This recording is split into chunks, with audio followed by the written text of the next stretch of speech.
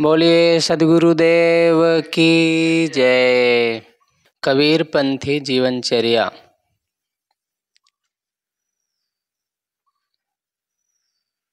सद्गुरु अभिलाष देव की लिखी यह पुस्तक बहुत ही सारगर्भित है और जीवन के लिए बहुत ही कारगर है। संत हों या भक्त हों, सब के लिए इसमें सरल सीधी बात, घर गृहस्थी में, पूरे जीवन में कैसे जीना, कैसे चलना, कैसे रहना, कैसे बोलना, ये सारी बातें इसमें बताई गई है। लोग बड़े बड़े ज्ञानी, समझदार, विद्वान कई बार हो जाते हैं, लेकिन इन्हीं छोटी छोटे बिंदुओं पर फेल हो जाते हैं, क्योंकि उन्हें ये बात मिलती ही नहीं है, वो जानकारी होती नहीं है। बड़ी बड़ी जानकारियाँ, पढ़ाई जीवन में हासिल कर लेते हैं, लेकिन इन बिंदुओं से कई बार पीछे रह जाते हैं। तो साहब जी इसमें बताते हैं कि 10 दोषों का त्याग करना चाहिए, क्योंकि इन्हीं के कारण आदमी दुखी रहता है।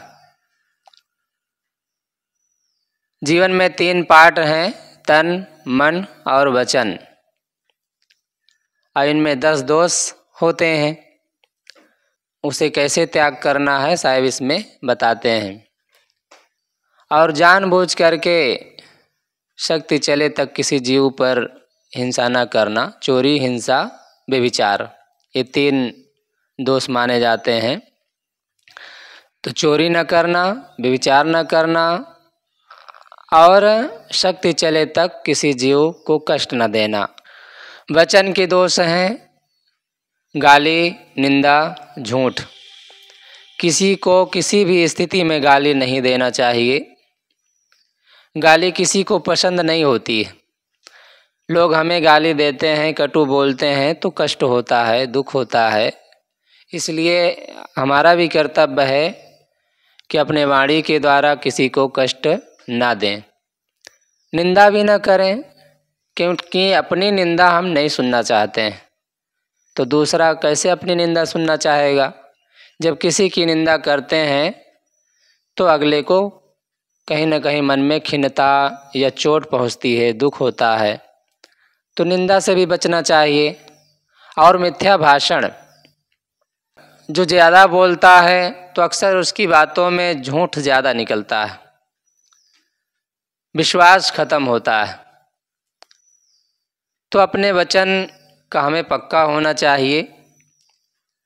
जो भी बोलें वास्तविक बोलें, सही बोलें, विचार कर बोलें, उसी में अपना लाभ है। मिथ्या भाषण करने में समय भी जाता है, विश्वास खत्म होता है और अपने आत्म जो गौरव है उसमें कमजोरी आती है, आत्मविश्वास खत्म हो जाता है, लोगों का विश्वास टूट जाता है। इसलिए गाली, निंदा, झूठ से साहब बचने की आज्ञा देते हैं। मन के दोष हैं ईर्ष्या, क्रोध, मान, छल। किसी की किसी प्रकार ईर्ष्या नहीं रखना चाहिए, किसी की किसी प्रकार से ईर्ष्या नहीं रखना चाहिए। ईर्ष्या किसी के मकान को देखकर, चेहरे को देखकर, कपड़ा को देखकर, धन को देख कर के मन में ईर्ष्या होती है। जिसको देखकर हमें ईर्ष्या होती है वो तो जान भी नहीं पाता है, और वो तो आगे बढ़ने में उसे कोई रुकावट भी नहीं आती है। न उसके चेहरे में बदलाव होता है, न उसके मकान में बदलाव होता है, न उसके धन वैभव में बदलाव होता है, वो तो और आगे बढ़ता चला जाता है। लेकिन हम ईर्ष्या की आग में जल करके अपना बहुत बड़ा नुकसान कर लेते हैं, हानि पहुंचा लेते हैं, अपना व्यवहार खराब कर लेते हैं। इसलिए ईर्ष्या से बचना चाहिए। क्रोध, क्रोध करना, क्रोध तो अपने आप में आग के समान है ही। तीली पहले जलती है फिर दूसरे को जलाती है। ऐसे ही जो क्रोध करते हैं वे पहले स्वयं जलते हैं, स्वयं दुखी होते हैं, स्वयं अपना खून सुखाते हैं, उसके बाद दूसरे को भी कष्ट देते हैं, दूसरे को भी दुख होता है, दूसरे के लिए भी वो क्रोध प्रभावित करता है। इसलिए ईर्ष्या क्रोध से बचना चाहिए। अपने बड़ेपन, मान सम्मान, जाति को लेकर के, धन को लेकर के, परिवार को लेकर के जो घमंड मन में होता है, अपने विद्या को लेकर के, विद्वता को लेकर के जो अपने अंदर बड़प्पन होता है, साहब कहते हैं कि इस बड़प्पन के चक्कर में अपना तो दुखी रहते ही हैं, कहीं न कहीं दूसरे को भी दुख दिया जाता है। इसलिए इससे भी बचना चाहिए। किसी के साथ छल कपट विश्वासघात करना तो और दुखदाई है। छल कपट किसी को पसंद नहीं है। छल का मतलब होता है कि ऊपर कुछ अंदर कुछ, मुख में राम बगल में छुरी, बात होती है ना, कई बार कहावत में आती है कि मुख में तो राम राम लोग कहते हैं और अंदर अंदर घात लगाए बैठे रहते हैं, अंदर से छल रखते हैं, ईर्ष्या रखते हैं, जलन रखते हैं। दूसरे का इसमें कितना नुकसान होता है तो ज़्यादा नहीं कहा जा सकता, लेकिन अपना इसमें सबसे ज़्यादा नुकसान होता है। इसलिए कबीर आप ठगाइए और न ठगिए कोई, और ठगे दुख होत है, आप ठगे सुख होए। तो दूसरे को ठगने में दुख मिलता है, पश्चाताप मिलता है, पीड़ा मिलती है।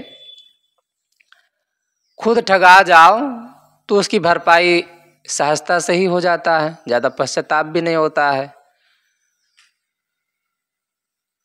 क्योंकि दूसरे के साथ हमने कुछ नहीं किया है, लोग हमारे साथ ऐसा कर लिए तो वो जाने, वो अपना बिगाड़ रहे हैं, हमारा क्या बिगड़ा।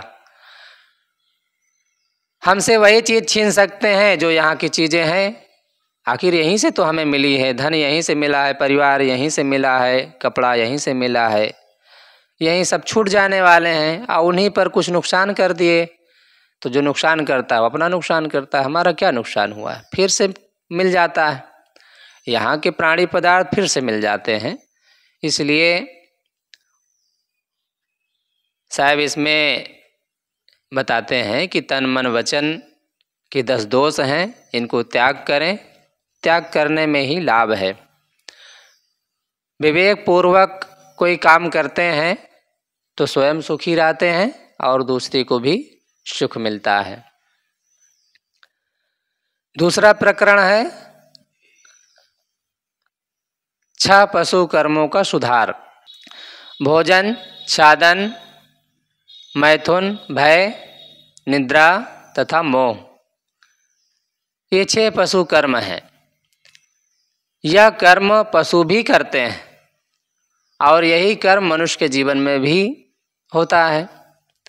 बस पशु ये कर्म में सुधार नहीं ला सकता है। वो भोजन करेगा और भी रहने बसने का मानो उसके जुगाड़ हो जाता है, मैथुन क्रिया भी, भय, निद्रा जो भी है उसमें वो सुधार नहीं कर सकता है, लेकिन मनुष्य सुधार कर सकता है। त्यागने योग्य बातों को त्याग सकता है। जिसको त्यागने से अपने जीवन में कोई हानि नहीं होती है, उन चीज़ों को त्यागने में ही लाभ होता है। क्योंकि क्या मतलब है, मान लो अपने सिर में वह भार लादे रहें जो हमारे काम का ही नहीं है, तो उसे फेंक देना चाहिए। जो हमारे काम का हो अपने सिर पर उसे लाद लें तो भार भी महसूस नहीं होगा और खुशी भी मिलेगी, प्रसन्नता भी मिलेगी। तो साहब इसमें कहते हैं इसका सुधार करो। भोजन का सुधार, मांस, अंडा, मछली किसी प्रकार किसी अवस्था में भी नहीं खाना चाहिए। अक्सर यही लोग चूक करते हैं। कहीं विटामिन के नाम पर, ताकत के नाम पर ये सब किया जाता है। हमें यह विचार करना है कि दूसरे का मांस खा करके मांस बढ़ भी जाए तो क्या मतलब है। दूसरे को दुख दे करके अगर हम सुखी होते हैं तो वो सुख किस काम का है। अरे दूसरे को सुख पहुंचा करके अगर हम सुख अनुभव करें तो यह सबसे बड़ी बात है। अपनी पीड़ा भी कई बार सुख में बदल जाती है यदि हम दूसरे को सुख देते हैं तो। अब हम भोजन ना करके दूसरे को करा देते हैं तो अब इसमें पीड़ा हमें मिल सकती है, क्योंकि भूख लगी थी फिर भी हम दूसरे को दे दिए तो पीड़ा मिल सकती है। लेकिन जो मन को संतोष मिलेगा दूसरे को खिला करके, वो दुनिया में कहीं नहीं मिलेगा। इसका मतलब अपना ना खा के दूसरे को खिलाते रहें ऐसा नहीं है। स्वयं खाएं, दूसरे को खिलाएं, स्वयं सुखी रहें, दूसरे को भी सुख देने का अनुभव करें।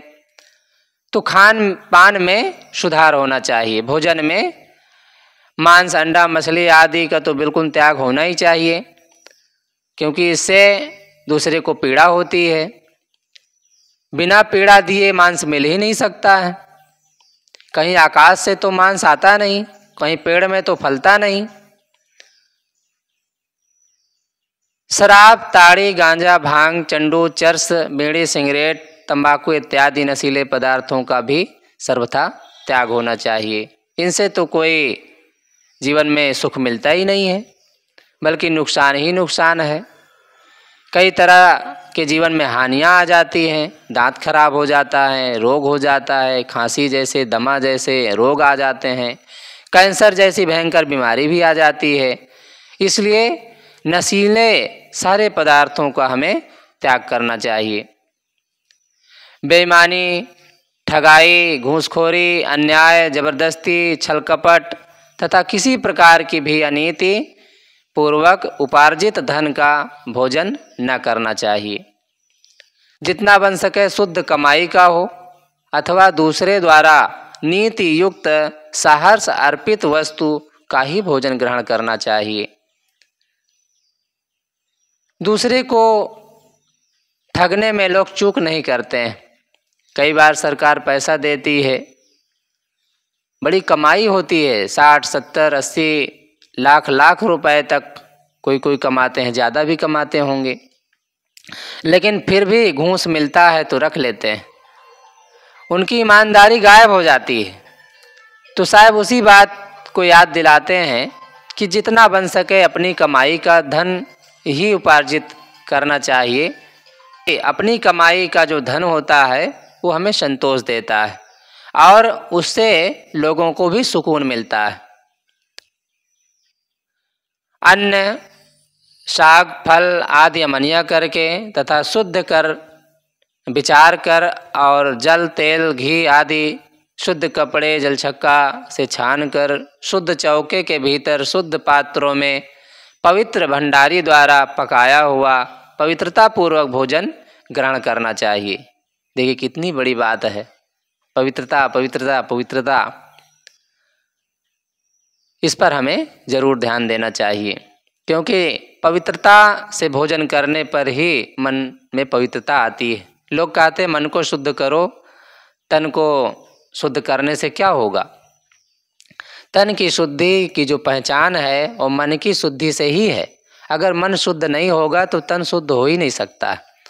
और दूसरे ढंग से कहें तो तन शुद्ध नहीं होगा तो मन को कैसे समझें, क्यों तन ही इतना गंदा है तो मन शुद्ध होगा, इसका क्या प्रमाण है।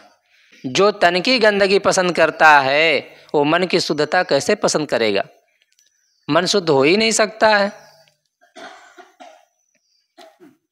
हाँ, तन की मजबूरी कई बार है कि ऐसी जगह हम बैठे हैं, ऐसे वातावरण में हैं तो तन का वहाँ रहना मजबूरी हो सकता है, लेकिन मन को वहाँ पर हम शुद्ध रख सकते हैं। शुद्धता का मतलब है कि ऊपर उठाए रखें, ऐसे जगह मन को लगाए रखें कि जिससे मन साफ रहे, शुद्ध रहे।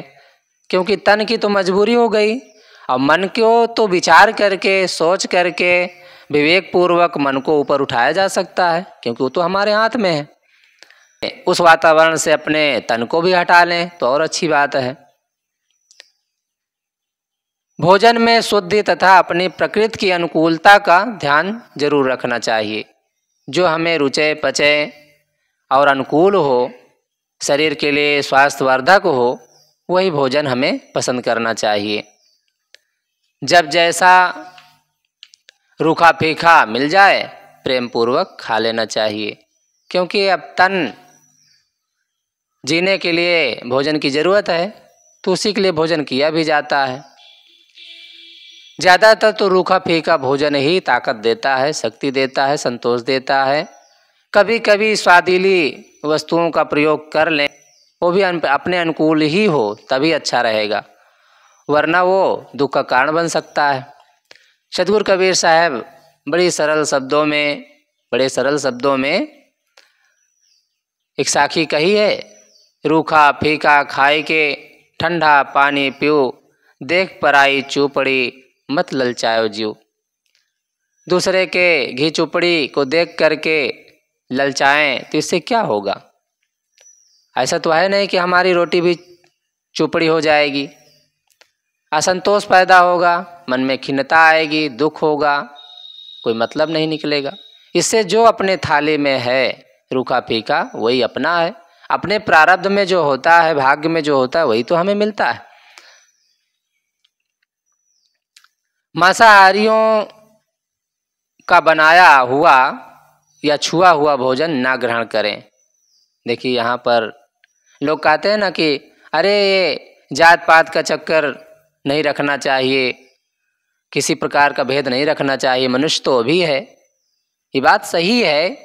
अब मजबूरी बस कहीं पड़ जाए तो ऐसा नहीं है कि उसे घृणा करना चाहिए। महात्मा गांधी जी कहते हैं कि पाप से घृणा करना चाहिए, पापियों से नहीं।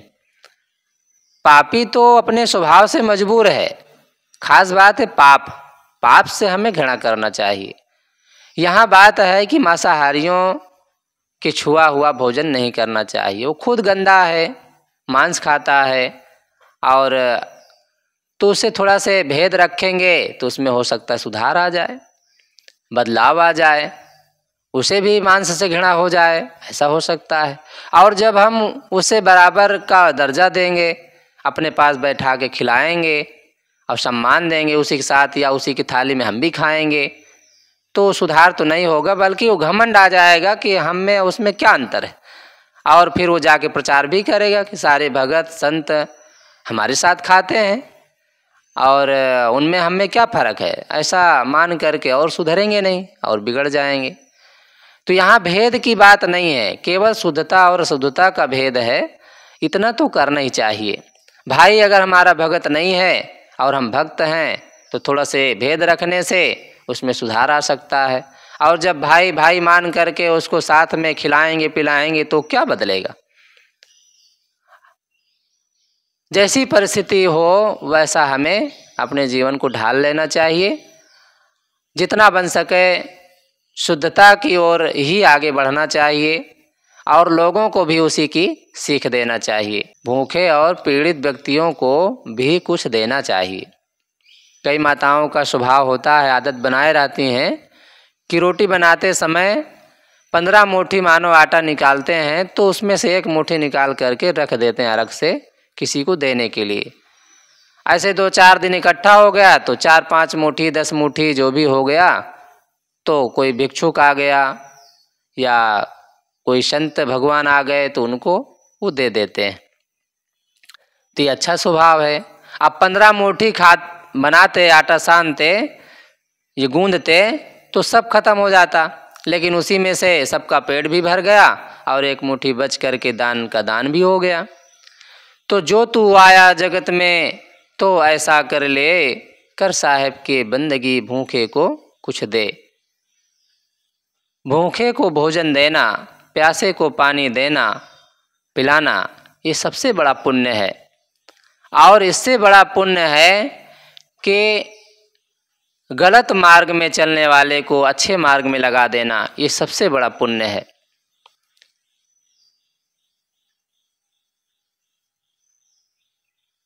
सोई हित बंधु मोहि भावे, जात कुमारग मार्ग लावे। बीजक में सतगुरु कबीर साहब कहते हैं कि वही मुझे भाता है, वही मुझे अच्छा लगता है और उसी को मैं बंधु या भाई मानने को तैयार हूँ, जो खुद तो अच्छे मार्ग में चलता ही है, दूसरे को भी उसके लिए प्रेरणा देता है।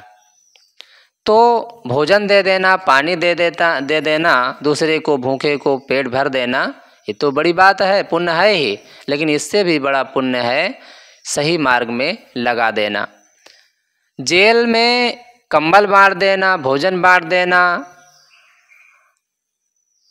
कपड़े बांट देना, ये बड़ी बात है, लोगों को खुशी मिलेगी, लेकिन जेल से ही छुड़ा देना ये सबसे बड़ी बात है। क्योंकि जेल में वो रहते हैं तो ना अपने बच्चों से मिल पाते हैं, ना उन्हें वो खुशियाँ मिलती है, ना वो आज़ादी मिलती है। मेहनत वैसे ही करते हैं, लेकिन एक गुलामी की तरह जीवन जीते हैं। और उस गुलामी को हटा करके सारा बोझ, अगर गुलामी हट गई, जीवन स्वतंत्र हो गया, तो सारा बोझ हल्का हो गया, बोझ खत्म हो गया, सारा सुख मिल गया।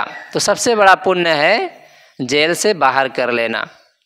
ऐसे ही सबसे बड़ा पुण्य है अच्छे मार्ग में लगा देना।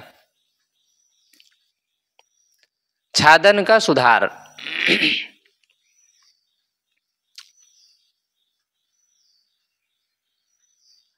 घर या वस्त्र को छादन कहते हैं। भोजन, छादन, अभी तक भोजन पर चर्चा चल रही थी, अब दूसरा है छादन पर सुधार। घर का सुधार, घर, मंदिर, मठ, आश्रम, कुटी आदि को धर्मशाला एवं मुसाफिर खाना के समान समझकर उसका मद या घमंड नहीं करना चाहिए। वस्त्रों का सुधार, साधु ब्रह्मचारियों के लिए रेशम, मलमल, सुनहले, टेरिलीन, टेरिकाट वस्त्र न धारण करना चाहिए। कोट, पैंट, सूट, बूट, कलाई, घड़ी, किनारदार, छींटदार, छापदार, गोटे, पट्टेदार वस्त्र न धारण करना चाहिए। ये संतों के लिए बताया गया, क्योंकि इससे शरीर के लिए बहुत लाभकारी नहीं होता है और फैशनी भी होता है, दूसरे के लिए ये भड़काऊ भी होता है। सादा जीवन, उच्च विचार, सुखी रहेगा यह संसार। संतों का विचार ऐसे होता है। जब बाल बनवाना, दाढ़ी, मूछ तथा सिर के सब बाल एक साथ बनवा देना चाहिए, अन्यथा सबको बढ़ते देना। बड़े बड़े बाल न रखना, किंतु शीघ्र शीघ्र गुटवाने की भी इच्छा न रखना, ये ऐसा भाव होना चाहिए। कई बार होता है कि कई लोग कटवाते भी हैं, तो बहुत उसका शौक नहीं रखना चाहिए, या तो बढ़ने दें या तो बिल्कुल पूरा साफ कर दें। वस्त्र यथासंभव मोटा, उदासीन, मध्यवर्ती तथा सामान्य पहनना। वस्त्र सफ़ेद रखना। परिस्थितिवश यदि जूते पहनना पड़े तो चमड़े का ना पहनना, चमड़े का नहीं पहनना चाहिए, क्योंकि कहीं न कहीं उससे हिंसा छिपी हुई है। किसी के हिंसा के बाद वो चमड़ा मिला है और फिर उसको हम पहनेंगे तो हिंसा करने वालों को प्रोत्साहन मिलेगा, तब तो जूता बनाएंगे। हम खरीदेंगे चमड़े के जूता तो फिर उधर वो चमड़ा ढूंढेंगे तो किसी पशु की जान लेंगे, तब तो चमड़ा मिलेगा। तो इसलिए साहब जी कहते हैं कि चमड़े के जूते से बचना चाहिए, जितना बन सके कपड़े का हो या जैसा भी हो, माने चमड़े का ना होना चाहिए। किसी प्रकार का भी श्रृंगार ना ग्रहण करें। गृहस्थों के लिए, गृहस्थी में भी जो ब्रह्मचारी या ब्रह्मचारिणी रहकर शीघ्र कल्याण प्राप्त करना चाहते हैं, उनको उपर्युक्त नियमानुसार ही वस्त्रों का प्रयोग करना चाहिए। परंतु गृहस्थ जन रेशम, मलमल आदि का कोट पैंट आदि राशि वस्त्रों का श्रृंगार को धारण कर सकते हैं। हाँ, सादी चाल चलना अच्छा है। अब रेशम पैंट टाई आदि पहन करके गुमान करें, दूसरे को नीचा समझें, तो अच्छी बात नहीं है। जितना बन सके सादगी चाल ही अपनाना चाहिए, सरल विनम्र होकर के ही चलना चाहिए। अधिक श्रृंगार केवल पतन का कारण समझकर गृहस्थ जन भी यथासंभव सादगी से बरतें, क्योंकि सादगी का जीवन ही सबसे अच्छा जीवन होता है।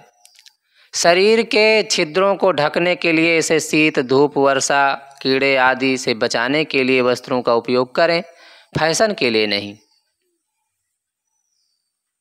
आखिर शरीर को ढकने के लिए ही तो पहना जाता है। अगर हम फैशन के लिए पहनते हैं तो फिर वो तो उल्टा हो गया। अधिक श्रृंगार प्रिय बनने से बहु खर्चीलापन धारण कर मनुष्य सदैव असंतुष्ट होकर धन के चक्कर में पड़ा रहता है। अब जब बहुत फैशन करेगा, श्रृंगार करेगा, तो उसके लिए धन की खोज करेगा, तो धन के लिए असंतुष्ट रहेगा, हाय हाय करता रहेगा। हा हा हाय हाय में सब जग जाई, हर्ष शोक सब माही समाई।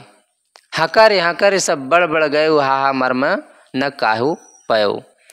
ये हाय हाय का चक्कर बड़ा विचित्र है, इसे लोग समझ नहीं पाते हैं। असंतुष्ट होकर के अपने जीवन को जीते रह जाते हैं। इसलिए जब हम श्रृंगार से बचेंगे तो खर्चापन से बचेंगे। कई माताएं बहुत शौकीन होती हैं श्रृंगार के, तो आखिर किसके माथे देती हैं? अपने पति की तो माथे देती हैं। और श्रृंगार के चक्कर में भी ध्यान नहीं दे पाती कि आखिर पति क्या काम करता है, कहाँ से लाता है पैसा, कितना मेहनत उसे पड़ती है, कहाँ ध्यान दे पाती है। तो जाएगी, पैसा पाएगी, और बाजार गई तो सब उड़ा के चली आती है।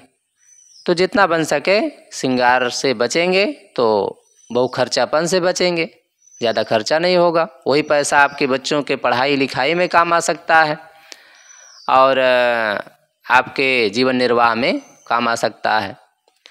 अधिक श्रृंगार का परिणाम अति विषयासक्ति, पुनः व्यभिचार, फिर हिंसा, अनीति आदि पर आदमी उतर आता है। क्योंकि अब ज़्यादा खर्चा करेगा तो उसके लिए फिर तमाम तरह के अनीतियाँ उसे करना पड़ेगा, हिंसा करना पड़ेगा। तो इसलिए अधिक श्रृंगार कहीं न कहीं हिंसा का कारण, दूसरे को दुख देने का कारण और मन में विषयासक्ति का कारण बन जाता है। इसलिए अधिक श्रृंगार से हमें बचना चाहिए।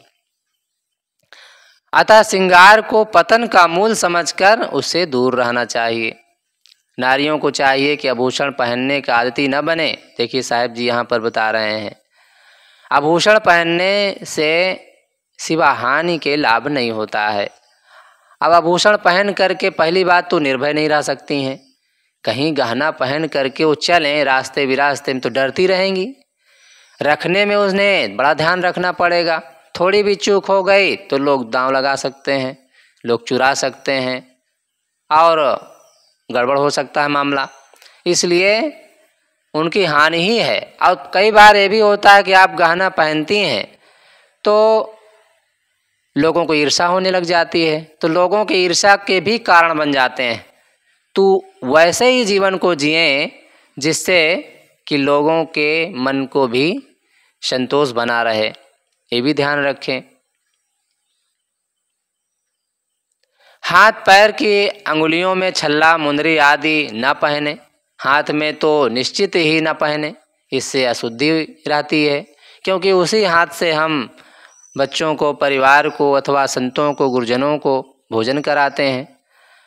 तो अशुद्ध हाथ से भोजन कराना ये कहीं न कहीं हानिकर है, अपने मन के लिए भी और दूसरे के लिए भी। सादा जीवन उच्च विचार रखकर चरित्र बल पर सदैव ध्यान रखना चाहिए।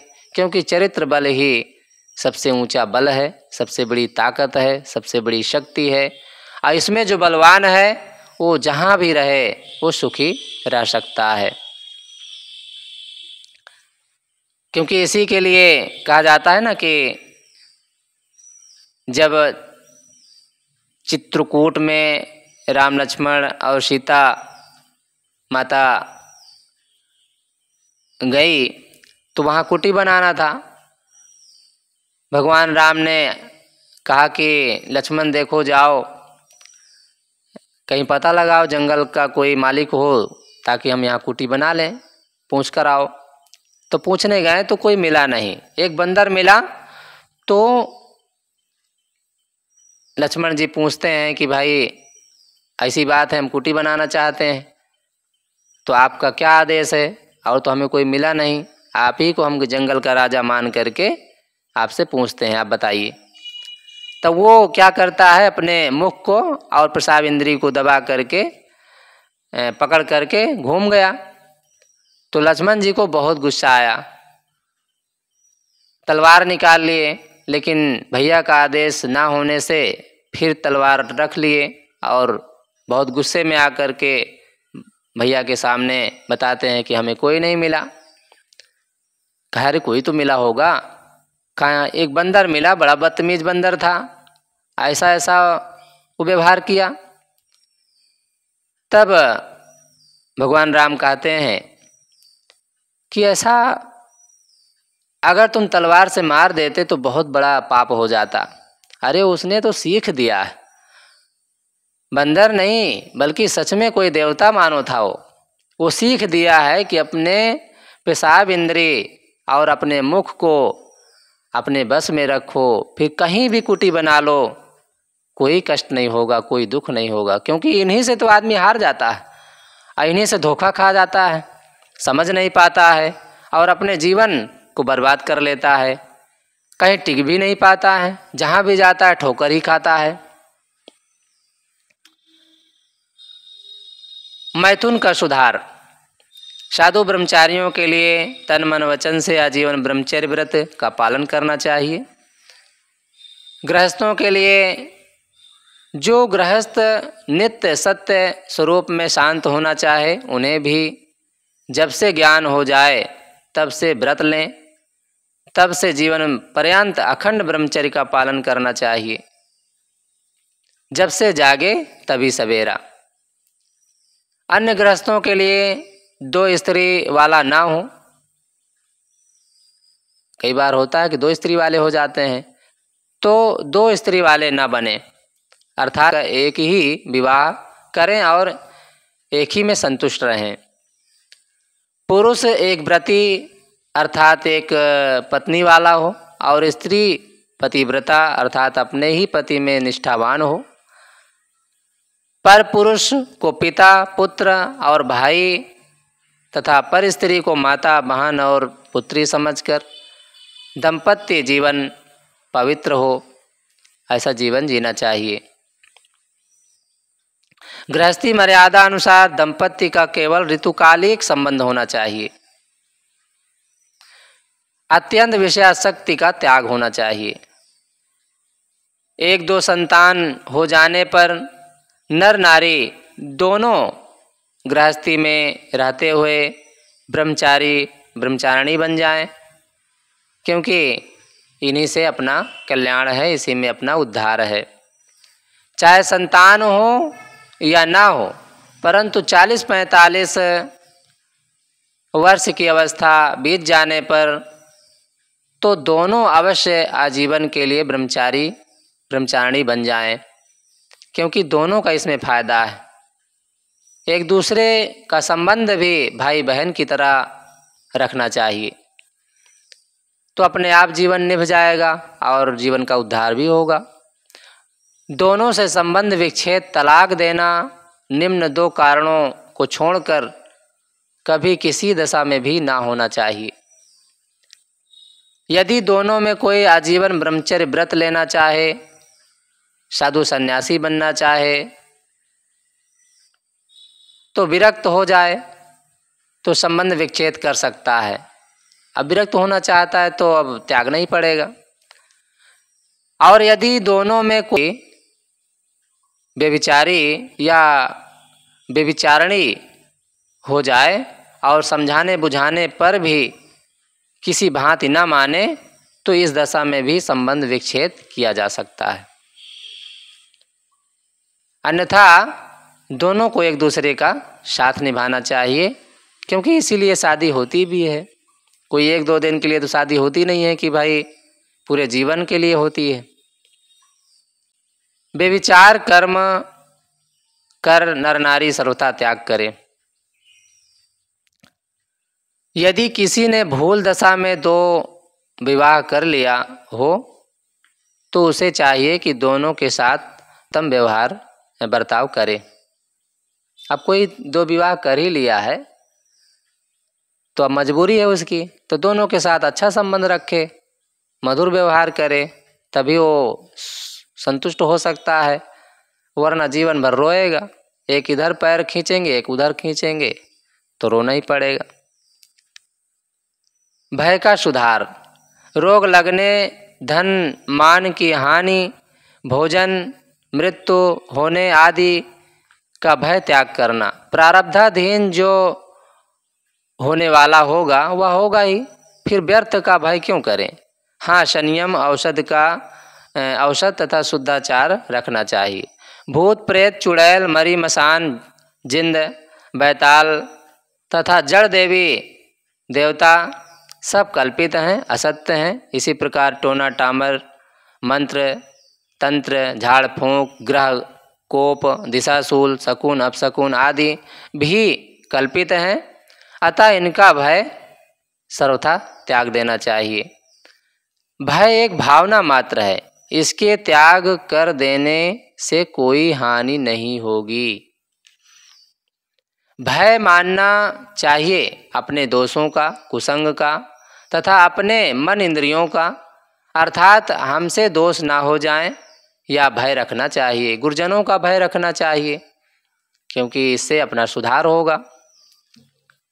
माता पिता का डर बच्चों में बना रहता है तो जल्दी से गलती नहीं होती है। जीवन में बिना शुद्ध निर्भयता आए मनुष्य सुख शांति को नहीं पा सकता है। निद्रा का सुधार। शरीर तथा दिमाग के परिश्रमी व्यक्ति को 24 घंटे में कम से कम 6 घंटे तथा अधिक से अधिक 8 घंटे अवश्य सोना चाहिए। सोना भी शरीर के लिए बहुत ज़रूरी है। सोना है। जब आप संयमित अपने सोते हैं, जैसे इसमें बताया गया कि 6 घंटा अधिक से अधिक 8 घंटा सोना चाहिए, तो इससे शरीर स्वस्थ रहता है। और कम परिश्रमी, कई लोगों को कम मेहनत पड़ती है, तो उनके लिए साहब बताते हैं कि अधिक से अधिक 6 घंटे, कम से कम 8 घंटे, अधिक से अधिक 6 घंटे और कम से कम 4 घंटे सोना चाहिए। 4 घंटे में भी उसकी निद्रा पूरी हो जाती है। और मान लो सो गए तो 2 घंटा और बढ़ा दे, 6 घंटा कर ले, लेकिन इससे ज़्यादा उसे नहीं सोना चाहिए। मुख्य निद्रा क्या है? अज्ञान है। अतएव अज्ञान निद्रा का सर्वथा त्याग कर ज्ञान मार्ग में लगना चाहिए, क्योंकि यही निद्रा का सुधार है। संतो जागत नींद न कीजिए। तो साहब कहते हैं जागते हुए नींद ना ले। जाग तो सब रहे हैं, देखने में तो आ रहा है, लेकिन अज्ञान की नींद में सब सोए हैं। सब के अंदर दुख है, पीड़ा है। क्यों पीड़ा है, दुख है? क्योंकि मोह है, ममता है, अहंकार है, तमाम तरह के बुराइयां हैं, इसलिए यही तो अज्ञान है। और इस अज्ञान से बचने के लिए ज्ञान मार्ग बहुत ज़रूरी है। और ज्ञान कहीं आकाश से तो आता नहीं है, संत गुरुजनों के द्वारा मिलता है। तो उनकी संगत करें, क्योंकि उनके सत्संग से ही हमें ज्ञान मिल सकता है और हमारा सुधार हो सकता है। मोह का सुधार। घर को धर्मशाला समझकर तथा कुटुंबियों को पंथी समझकर किसी से मोह ना बांधना। कौन अपना है और कौन पराया है? सब अपने हैं और सब पराए हैं। कोई अपना नहीं है, सब सपना है। ऐसा मान करके अपने जीवन को जीना चाहिए, इससे मोह नहीं बनेगा। सब जीव स्वार्थ की रस्सी में बंधे हैं, अतएव किसी से मोह करना अपने को धोखा देना है। इसलिए जितना बन सके मोह से बचना चाहिए। मोह सकल व्याधिन कर मूला, ते ते पुण्य उपजय बहु सूला। उसमें केवल दुख पीड़ा। हम किसी से मोह कर लेते हैं तो छूटने का भय हो जाता है, डर हो जाता है, छूट ना जाए, अलग ना हो जाए, दूर ना हो जाए, छोड़ ना दें, कई तरह का भय सवार हो जाता है। मोह करे ही ना, मान्यता बनाए ही ना, तो कोई दुख की बात ही नहीं। कुटुंबियों तथा सेवकों के साथ धर्म का बर्ताव करते हुए राग द्वेष रहित रहें। जहाँ प्रेम होगा वहाँ बैर होगा, जहाँ मोह होगा वहाँ द्वेष होगा। इसलिए जितना बन सके प्रेम बैर दोनों दुखदाई, यह गले की फांसी। प्रेम के चक्कर में भी ना पड़े और मोह तो करना ही नहीं है, क्योंकि ये हमारे लिए दुखदाई बन सकते हैं। तो मोह का सुधार, इसका मतलब लोगों के साथ मिलेंगे नहीं, बैठेंगे नहीं, बोलेंगे नहीं, ऐसा तो है नहीं। सबसे मिलना है तो प्रेम से बोलना पड़ेगा, ममता तो रखना ही पड़ेगा।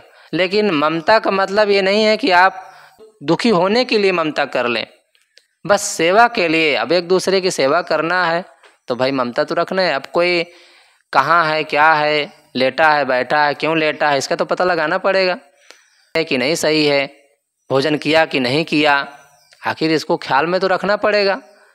एक माँ की तरह ममता रखना चाहिए, ममत्व तो उसमें होना चाहिए। लेकिन अब अपने अंदर असंतोष पैदा करने के लिए मोह कर ले तो वही दुखदाई हो जाता है।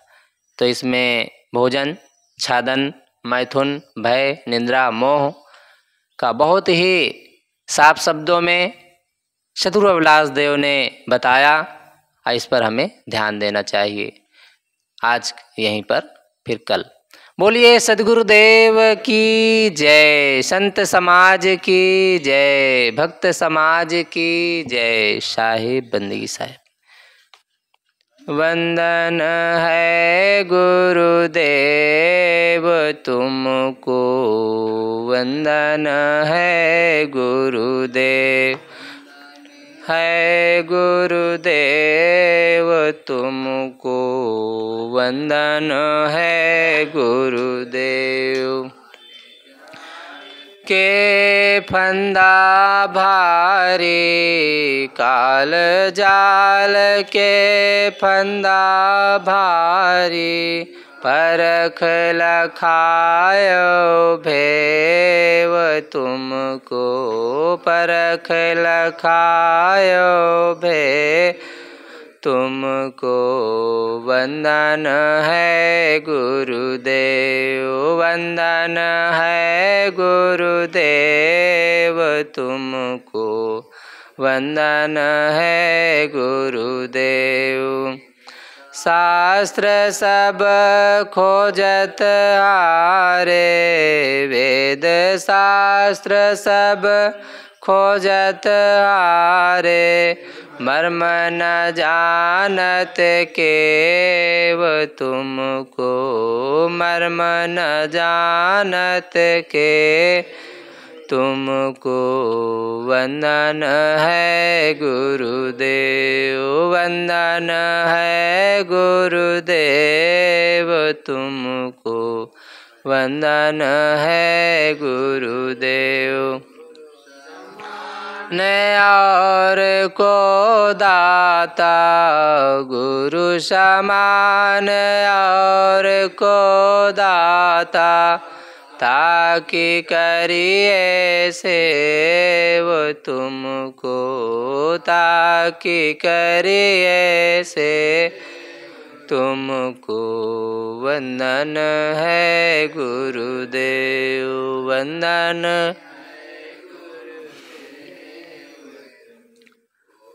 वंदन है गुरुदेव। सब कबीर अभय पद दाता, सब कबीर पद दाता, पूर्ण परख समेव तुमको, पूर्ण परख समेव तुमको, वंदन है गुरुदेव, वंदन है गुरुदेव तुमको, वंदन है गुरुदेव। साहिब बंदगी, साहिब बंदगी साहिब। बोलिए सद्गुरुदेव की जय, संत समाज की जय। साहिब बंदगी साहिब।